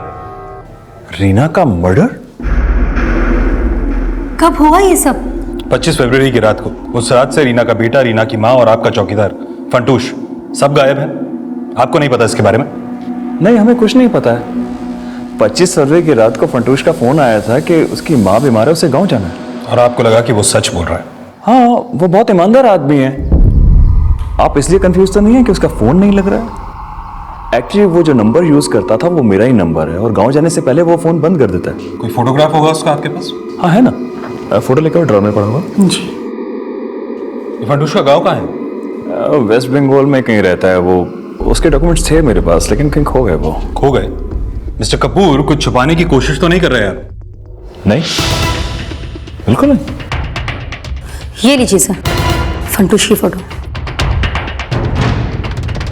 4 दिन से रीना का बेटा, उसकी माँ आपके पनवेल वाले फार्म हाउस से गायब है और आपको उसके बारे में कुछ पता नहीं। एक्चुअली सर मैं बहुत बिजी रहता हूँ और मैंने सोचा वहीं पर होंगे और मुझे ये भी नहीं पता है कि 4 दिन से फार्म हाउस में ताला लगा हुआ है। मिस्टर कपूर, हमें पता चला है कि रीना अपनी माँ और बेटे के साथ पिछले 1 महीने से आपके पनवेल वाले फार्म हाउस में रह रही थी। क्यों? मैं रीना को केयर टेकर बनाकर हम ही ने भेजा था वहाँ पर। Care taker? हाँ जी सर, दरअसल बात है कि रीना हमारे यहाँ साफ सफाई का काम करती थी और हमेशा कहती थी कि उसे काम चाहिए और पैसे चाहिए। और पिछले महीने तो जब मैंने उसे पगार दी, ये लो तुम्हारी पगार, 100 रुपये बढ़ा दिए जैसा बोला था। मैडम, मेरे को ना अपने लड़के को अच्छा से अच्छे स्कूल में पढ़ाने का है, पर आप तो जानते हो बाहर महंगाई कितना है। कोई और काम हो तो बोलो मेरे को, इतने में गुजारा हो नहीं पाता है। ठीक है, बता दूंगी। सर, रीना हमें भरोसे वाली लगती थी, तभी तो हमने उसे केयरटेकर की नौकरी पर रखा था। क्यों? फंटूश पर से भरोसा उठ गया था आप लोगों का? नहीं सर, ऐसा बिल्कुल भी नहीं है। एक्चुअली हमारा पनवेल का घर बहुत बड़ा है जो फंटूश से अकेले संभलता नहीं था। वैसे भी ऑलमोस्ट सैटरडे संडे हम लोग वहां पर जाते रहते थे। हमने सोचा रीना वहां पर रहेगी तो घर मेंटेन रहेगा। 25 फरवरी को भी तो संडे था, आई एम श्योर आप वहीं पर रहे होंगे। हाँ, हम लोग वहीं पर थे, लेकिन हम वहां से सुबह सुबह भीमा शंकर घूमने के लिए चले गए थे और वहां से हम लोग सीधा यहाँ पर आ गए। हमने सोचा नहीं था कि रीना के साथ इस तरह से हो जाएगा। रीना 5 महीने प्रेग्नेंट थी। प्रेग्नेंट? उसके पति को जानते हैं आप लोग? उसके पति नहीं, उसे पेट से करके छोड़ दिया होगा। पर हम उसके पति से कभी मिले नहीं। रीना रहती कहाँ थी? सर, वो अंधेरी में कहीं रहती थी। दरअसल हमने उसके डॉक्यूमेंट्स नहीं लिए थे, इसलिए उसका परमानेंट एड्रेस हमें नहीं पता है। रीना या उसकी माँ का कोई फोन नंबर तो होगा आपके पास? सर, रीना का नंबर तो है हमारे पास, पर उसकी माँ का नंबर नहीं। नंबर लिखवाइए रीना का।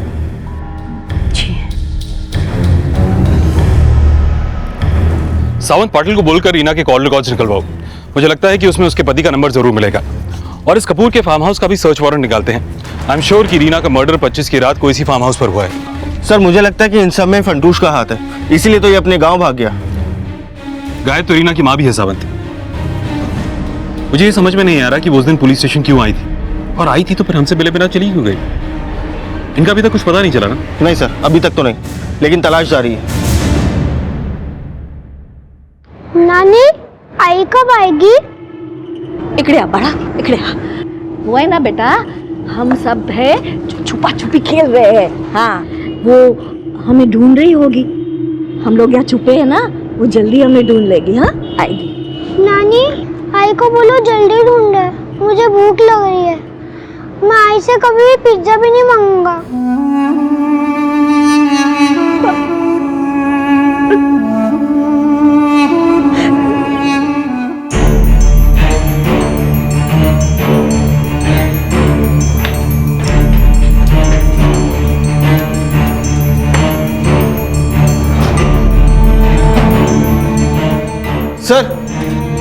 सर ये देखिए सर, दीवार के ऊपर के कलर और नीचे के कलर में काफी डिफरेंस है सर। ऐसा लगता है कि दीवार के नीचे के हिस्से में हाल फिलहाल में ही कलर किया गया है। हो सकता है किसी ने एविडेंस छुपाने की कोशिश की हो। सब तरफ ध्यान से चेक करो, कोई क्लू जरूर मिलेगा। Okay sir.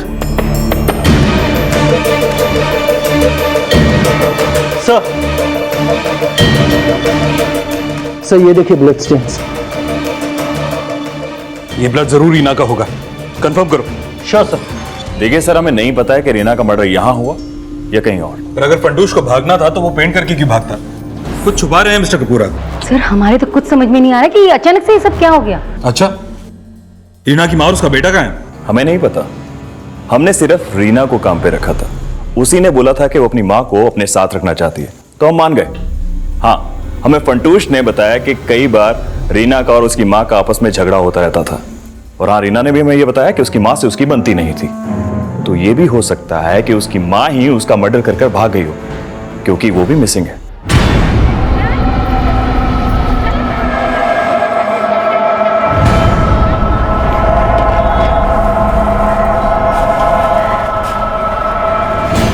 सर, ये मिस्टर कपूर तो रीना की माँ पे शक जता रहे हैं, जबकि रीना की माँ तो पुलिस स्टेशन आई थी। कहीं ऐसा तो नहीं कि वो अपना क्राइम कबूल करने आई हो और डर की वजह से वापस चली गई हो? क्राइम अगर रीना की माँ ने किया तो फिर फंटूश क्यों गायब हो गया सावंत? मुझे लगता है कि ये कपूर या तो फंटूश को बचा रहा है या फिर अपना किया छुपाने की कोशिश कर रहा है। जिस दिन रीना की हत्या हुई उस रात इन दोनों की भी एलिबाई चेक करो और वेस्ट बंगाल पुलिस को फंटूश का एक फोटोग्राफ भेजो। जिस रात रीना का मर्डर हुआ उसके बाद जो भी ट्रेन वेस्ट बंगाल के लिए गई उनका रिजर्वेशन डेटा निकलवाओ। हो सकता है कि फंटूश का कोई लीड मिले। Okay sir. सर, रीना का नंबर अंधेरी की यादव चौल से रजिस्टर्ड है। उसका पूरा नाम रीना सावंत है। सर, रीना के नंबर पर किसी पंकज सावंत नाम के आदमी का बार बार फोन आता था। इस पंकज का नंबर भी उसी एड्रेस पर रजिस्टर्ड है जिस एड्रेस पर रीना का नंबर रजिस्टर्ड है। पाटिल, मुझे लगता है कि ये पंकज सावंत रीना का हस्बैंड हो सकता है। इसके बारे में और इन्फॉर्मेशन निकालो। पंकज सावंत रीना का पति ही था, जिससे 6 साल पहले रीना ने लव मैरिज की थी। लेकिन पंकज से प्यार करना रीना की वो नादान भूल थी जो उस उम्र में अक्सर लोगों से हो जाती है। पंकज और पुलिस की मुलाकात इस केस को 6 साल पीछे ले जाने वाली थी।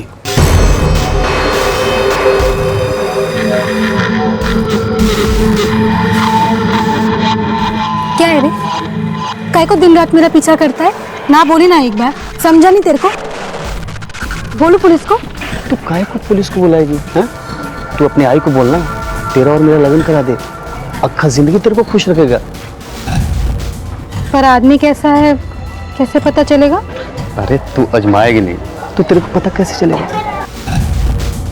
साहब, रीना ने हाँ बोल दी और उसका भाव और उसकी आई नहीं माने, इसलिए मैं और रीना 6 साल पहले भाग करके शादी कर ली थी। साहब, रीना का भाई भी है? साहब, उसका भाई क्या, उसकी भाभी भी है, लेकिन उन लोगों को तो ना रीना की कुछ परवाह थी और ना आई की।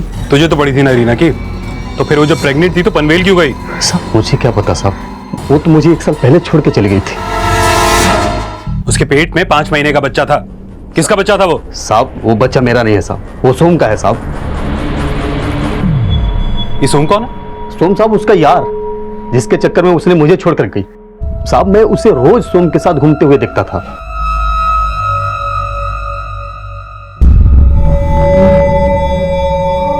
ये सोम रहता कहाँ?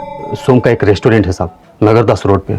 सोम के रेस्टोरेंट का नाम, रीना जिस घर पर भाड़े पे रहती थी उसका पता और उसके भाई के घर का पता सब लिखवाओ। ठीक है सर।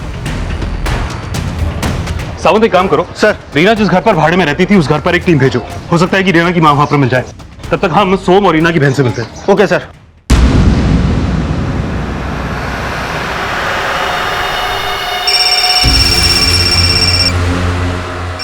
श्वेता, हाँ जरा देखना किसका कॉल है।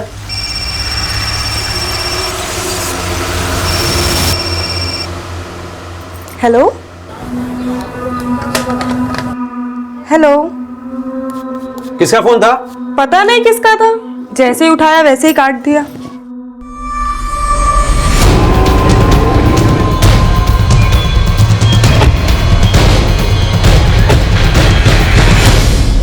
सोम तुम्हारा नाम है? हाँ सर। बोलिए। रीना को जानते हो? सर, आप उस बेवड़े की बात पर यकीन कर रहे हो? सर, 1 नंबर का घटिया और नालायक इंसान है वो। हमेशा शक करता था रीना पर, इसीलिए रीना ने उसको छोड़ दिया।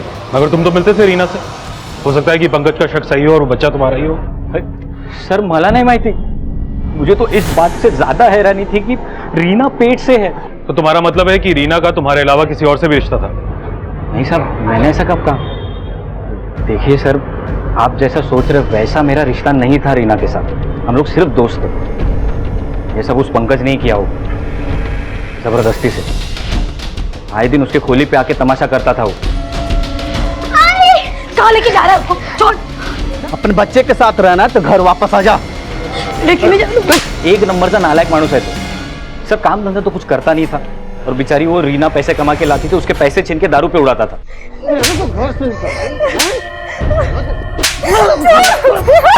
रीना मुझसे अपना हर दुखड़ा रोती थी सर। कितने टाइम से जानते हो तुम रीना को? सर बचपन से जानता था मैं उसको। रीना का भाई राकेश मेरा दोस्त है। इनफैक्ट राकेश मेरी और रीना की शादी भी कराने वाला था, लेकिन इसके पहले ही पंकज के साथ वो भाग गई।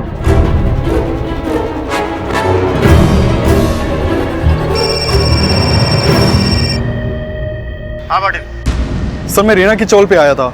पता चला यहाँ तो 1 महीने से ताला लगा है और रीना की माँ भी यहाँ पे नहीं है। एक काम करो, एक कांस्टेबल को वहाँ ड्यूटी पर लगाओ, हो सकता है रीना की माँ उधर आए, और आसपास पूछताछ भी करो। Okay sir. पाड़ा, ध्रुव बेटा, पाड़ा,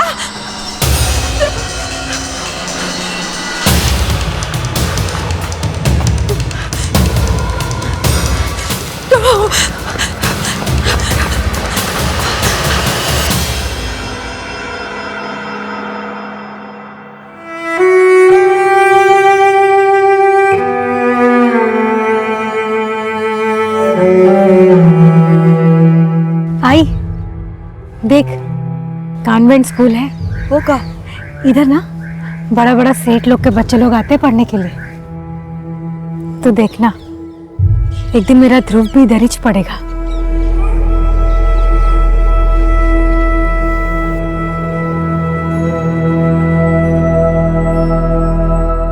ध्रुव बेटा, नानी देखो मैंने क्या लिखा है, ABC।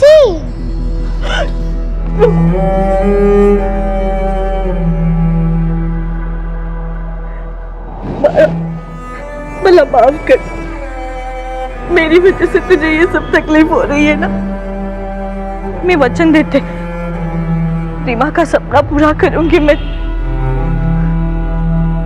तू स्कूल जाएगा।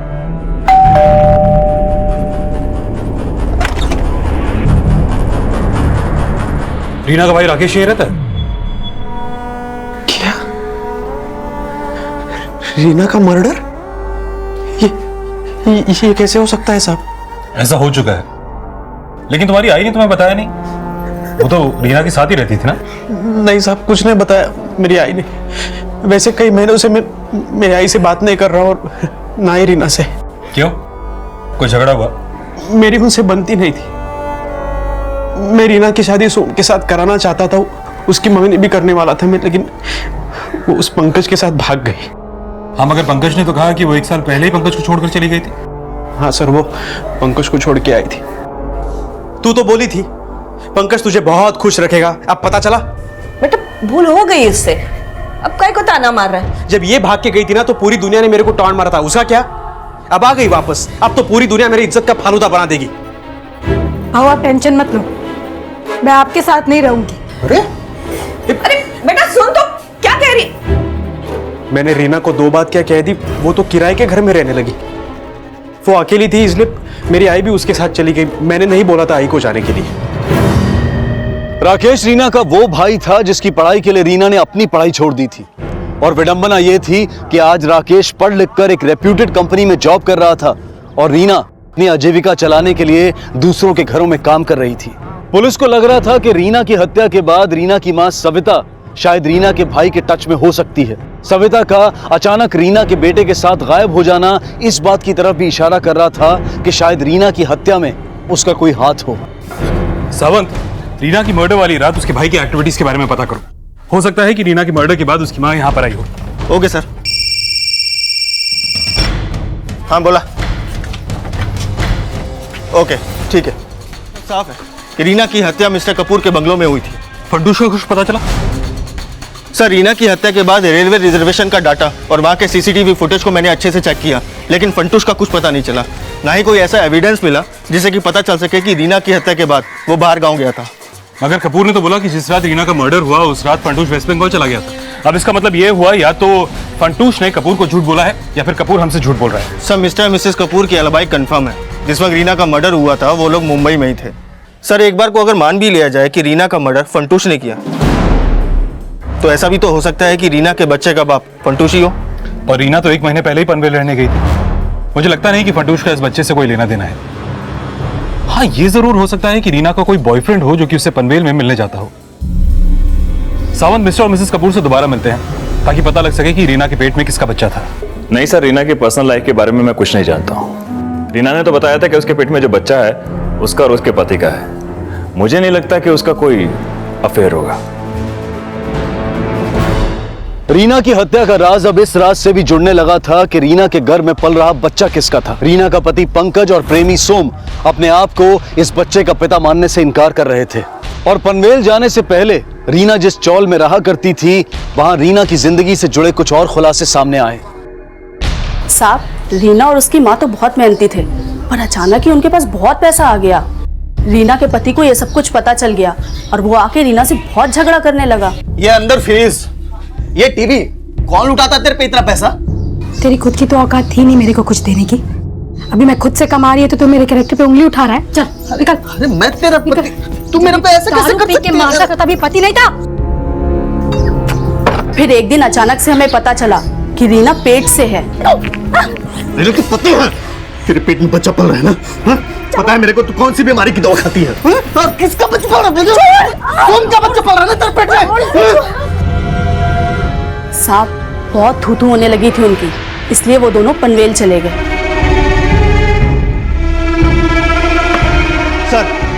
सर, रीना के पड़ोसियों से लेके उसके कॉल रिकॉर्ड्स और जहां जहां वो काम किया करती थी सब जगह पूछताछ की।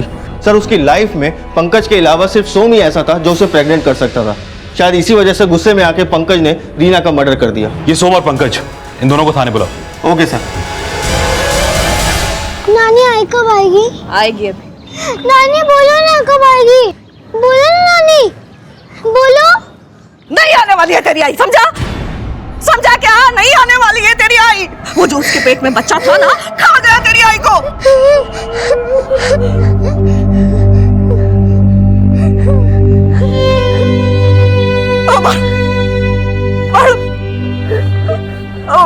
माफ कर वाला, माफ कर। वो बच्चा नहीं, मैं तेरी आई को।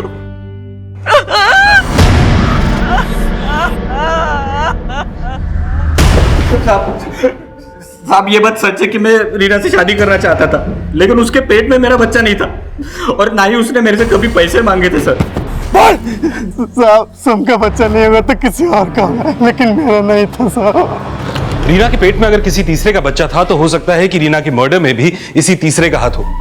सबसे पहले पंकज, सोम और रीना का बच्चा, इनका डीएनए टेस्ट करवाओ। उसके बाद ही इस एंगल को आगे एक्सप्लोर किया जा सकता है। Okay sir. पुलिस ने जब पंकज और सोम का डीएनए रीना के घर में पल रहे बच्चे के साथ मैच करके देखा तो यह साफ हो गया कि वो बच्चा उनका नहीं था। लेकिन वो बच्चा किसका था? क्या रीना की हत्या का जिम्मेदार वो शख्स था जिसका वो बच्चा था? फिलहाल उस बच्चे के पिता के बारे में कोई लीड नहीं मिल रही थी, लेकिन रीना की हत्या में सोम और पंकज का हाथ होने का संदेह अब भी बरकरार था। सर, माना कि बच्चा पंकज और सोम दोनों का ही नहीं है, लेकिन दोनों के पास स्ट्रॉन्ग मोटिव है रीना को मारने का, क्योंकि रीना की प्रेगनेंसी से दोनों को प्रॉब्लम थी। लेकिन सावंत, ये भी तो पता चले कि रीना के पेट में जो बच्चा था वो किसका था और ये फंटूश कहां गायब हो गया। और इस सब में रीना की मां की क्या भूमिका है? और वो उस दिन पुलिस स्टेशन आई तो हमसे मिलके क्यों नहीं गई? सावंत, रीना के मर्डर की कहानी तब तक साफ नहीं हो सकती जब तक फंटूश और रीना की मां हमारे हाथ नहीं लगते। कुछ भी करके इनको ढूंढना ही होगा। Okay sir.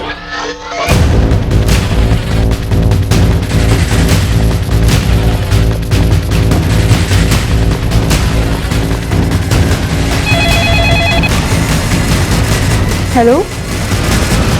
Som, Pankaj, mister and missus Kapoor और रीना का भाई राकेश, ये सभी पुलिस की रडार में थे। वहीं फार्म हाउस से फरार चौकीदार फंटूश और रीना की मां सविता को भी, और इन्वेस्टिगेशन की इस कड़ी में पुलिस के सामने रीना की भाभी श्वेता से जुड़ा एक और एंगल भी सामने आया। साहब, रीना की आई तो यहाँ महीनों से नहीं आई, और आती भी कैसे? रीना से और उसकी आई से तो इन लोगों ने सारे संबंध ही तोड़ दिए थे। वो बेचारी माँ बेटी अपना पेट भरने के लिए लोगों के घर पे झाड़ू पोछा किया करती थी। साहब, इन लोगों से तो ये बात भी बर्दाश्त नहीं होती थी। क्या हुआ? मूड क्यों ऑफ है तुम्हारा? मूड खराब नहीं होगा तो क्या होगा? तुम्हें पता पिंकी जहाँ ट्यूशन पढ़ती है, तुम्हारी माँ वहाँ पे काम करने जाती है, और सबके सामने उन्होंने मुझे बहू कह के बुला लिया। कितनी बेइज्जती होती है तुम्हें क्या पता? इतना ही बुरा लगता था तो अपने पति को कहकर उन्हें घर पे क्यों नहीं रख लिया?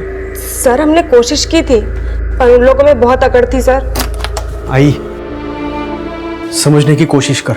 जब कोई मुझे कहता है ना कि तुम्हारी आई और बहन काम वाली बाई है, तो अच्छा नहीं लगता। आप भूल गए भाऊ कि मैंने और आई ने लोगों का झाड़ू कटका करके ही आपको पढ़ाया है। आप जो हो ना आज, वैसी मैं भी बन सकती थी, पर आई ने मेरी पढ़ाई छुड़ाई ताकि तुम पढ़ सको। आपको प्रॉब्लम है ना, तो बोलो कैसे पालूं अपना और ध्रुव का पेट? देखो, मैं थोड़ी बहुत पैसे की मदद कर सकता हूँ, बस ये काम छोड़ दो। छत तो दे नहीं पाए आप, पैसे अपने पास ही रखो, भाभी के काम आएंगे। चल आई।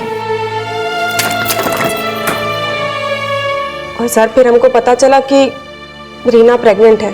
उसके बाद तो उसके बाद क्या? तुम लोगों से बर्दाश्त नहीं हुआ तो रीना को मार दिया? हाँ? नहीं सर, हमने ऐसा कुछ नहीं किया, और हम भला ऐसा क्यों करेंगे? हाँ, उसके बाद हमने रीना से बातचीत करना बंद कर दिया। पुलिस रीना की जिंदगी से जुड़े हर शख्स को खंगाल रही थी और जल्द ही पुलिस को चौकीदार फंटूश का एक स्ट्रॉन्ग लीड मिला। सर, फंटूश जो मोबाइल यूज किया करता था उसका IMEI नंबर एक्टिव हुआ है। उसके फोन में कोई दूसरा सिम डाला गया है जो कि सतारा में एक्टिव है। फौरन सतारा पुलिस से कांटेक्ट करो और इस नंबर को सर्वेलेंस पे डालो। Okay sir. और काफी मशक्कत के बाद आखिरकार फंटूश पुलिस के हाथ लग गया। बोलेगा? नहीं बोलेगा तू अभी? सच बोलेगा? बोलेगा ना सच? बोलेगा साहब। बोल, रीना को क्यों मारा? मैंने नहीं मारा रीना को। उस रात जब मैं बंगलो में पहुंचा ना, रीना को मारा नहीं तो फिर भागा क्यों? वो मेरे को कापुर साहब बोला था कि भाग जा उधर से।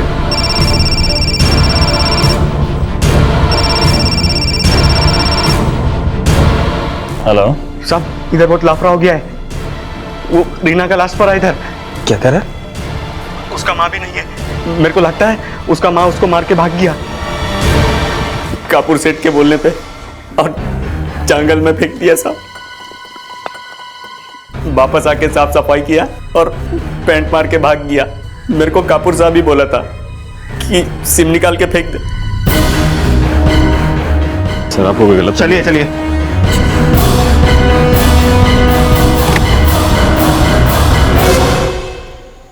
एक्चुअली वो बच्चा मेरा ही था। सरोगेसी के जरिए रीना प्रेग्नेंट हुई थी। सरोगेसी? एक्चुअली सर, मेरी वाइफ कंसीव नहीं कर सकती थी और रीना को अच्छा लाइफस्टाइल चाहिए था और हमें बच्चा चाहिए था। रीना को मैंने सरोगेट मदर बनने का ऑफर दिया। पहले तो उसने मना कर दिया, बाद में वो मान गई। मैंने उसे 10 लाख रुपए देने का प्रॉमिस किया था और 2 लाख रुपए दे भी दिए थे। आप सच बोल रहे हैं? इसका क्या सबूत है? देखिए, मैंने अपने लॉयर से सारे पेपर बनवाए थे, आप चेक कर सकते हैं। सर मिस्टर कपूर के लॉयर ने पेपर्स दिखाए। सर, रीना अपनी मर्जी से सरोगेट मदर बनी थी। उसने NDA भी साइन किया था, जिसके मुताबिक वो ये बात कभी डिस्क्लोज नहीं करेगी कि उसके पेट में जो बच्चा पल रहा था वो मिस्टर कपूर का था। यह साफ हो गया था कि रीना एक सरोगेट मदर थी और उसके द्वारा साइन किया गया NDA यानी कि नॉन डिस्क्लोजर अग्रीमेंट ही उसकी चुप्पी की वजह था। क्या रीना की चुप्पी ही उसकी हत्या की वजह बनी थी या फिर कारण कुछ और था? मिस्टर कपूर और फंटूश का बयान रीना की मां पर भी शक पैदा कर रहा था, लेकिन जल्द ही पुलिस को रीना की भाभी श्वेता की एक्टिविटीज भी संदिग्ध नजर आने लगी।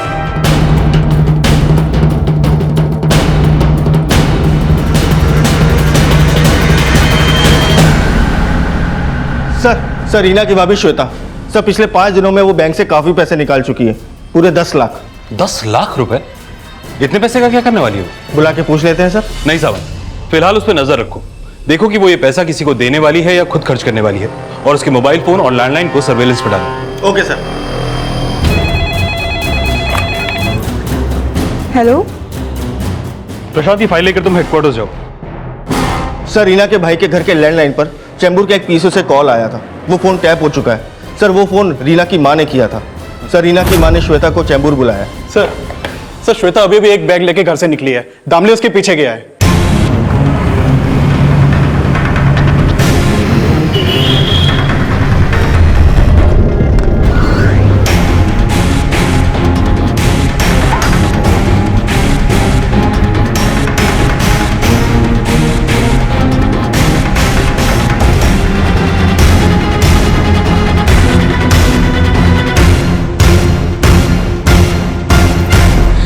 मैंने कुछ नहीं किया है सर। अगर कुछ नहीं किया है तो चोरी छुपे अपनी सास को पैसे देने क्यों गई थी? जी वो आई ने धमकी दी थी इसलिए। हेलो, हुआ पैसों का इंतजाम? आई 2 दिन में हो जाएगा पैसों का इंतजाम। लास्ट 2 दिन दे रही हूँ मैं। इस बार जो पैसा नहीं दिया ना तो पुलिस में सब कुछ बता दूंगी जाकर। नहीं आई, वो 2 दिन में पक्का हो जाएगा। मैं कोई धमकी देना नहीं चाहती थी साहब। उल्टा मैं तो आई थी इधर उस दिन वही सोच के आई थी कि आपको सब कुछ सच सच बता देंगी करके, पर फिर सोची अगर मईज मेरे बेटे को पकड़वा देगी तो श्वेता और पिंकी वही देखेगी जो मेरे आदमी को खोकर मैं और रीना देखी। आपका बेटा? तो आप कह रहे हैं कि रीना का मर्डर रीना के भाई राकेश ने किया? हाँ सर, उस रात मैं खुद उसको कपूर सेठ के घर से निकलते हुए देख। माना मैंने 10 लाख रुपया मांगी, पर वो सौदा मैंने रीना के बच्चे के भविष्य के लिए की। क्या गलत किया? हाँ? क्या गलत किया मैंने? गलत तो उसने किया। मैं और रीना झाड़ू कटका करके उसको इतना पढ़ाया और वो भी उसके बाप के जैसा ही निकला। मेरा दिमाग मेरे बाप ने खराब किया साहब। जब मैं 10 साल का था तब मेरा बाप दारू पी के आता था और मेरी आई को कहता था कि तू बदचलन है। मेरा विश्वास नहीं होता था साहब। मेरे बाप के मर जाने के बाद मेरी दादी भी मेरी आई को बदचलन कहती थी, तभी मेरा विश्वास नहीं होता था। लेकिन जब मुझे पता चला कि रीना पेट से है तब मैं समझ गया साहब। मेरे आई ने मेरे बहन को भी उस जैसा बना दिया। मैंने सोच लिया साहब, माँ बेटी दोनों को एकदम खत्म कर दो। अपना फोन घर पे छोड़ के मैं पनवेल चला गया साहब, और उस दिन भी नहीं बता पाई कि किसका पाप अपने पेट में पाल रही थी। रीना ने कोई पाप नहीं किया, पाप तूने किया है। वो तो अपनी मजबूरी के चलते एक सरोगेट मदर बन गई थी। ना तो वो बदचलन थी और ना उसका किसी के साथ नाजायज संबंध था। अपने बेटे को पालने के लिए उसने अपनी कोख को गिरवी रख दिया, और एक भाई होने के नाते तूने क्या दिया उसे? हाँ, खुद स्कूल जाना छोड़कर दूसरों के घर की मोरी धो धो के उसने तेरे स्कूल की फीस भरी, और तू उसे थोड़ा सा भरोसा भी नहीं दे पाया। लानत है तुझ जैसे भाई पे। जो अपनों पर भरोसा करने के लिए अपनों की जुबान पर यकीन करने की बजाय उनसे सबूत मांगते हैं, असल में वो खुद कभी किसी के भरोसे के लायक नहीं होते। इसी विचार के साथ अब मैं अनूप सोनी आपसे विदा लेता हूं। फिर मुलाकात होगी अगले एपिसोड में एक और चौंका देने वाले केस के साथ। तब तक अपना और अपने परिवार का ख्याल रखें और देखते रहें क्राइम पेट्रोल डायल 100। सबक एक को सीख हम सबको। जय हिंद। इस तरह के और भी एपिसोड देखने के लिए हमारे चैनल को सब्सक्राइब करें और बेल आइकन दबाना ना भूलें।